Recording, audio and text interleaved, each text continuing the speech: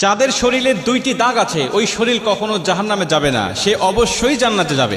হাদিসটি সহিহ তিরমিজির 1669 নম্বর হাদিস এবং সহিহ আত-তারগিবের 1376 নম্বর হাদিস।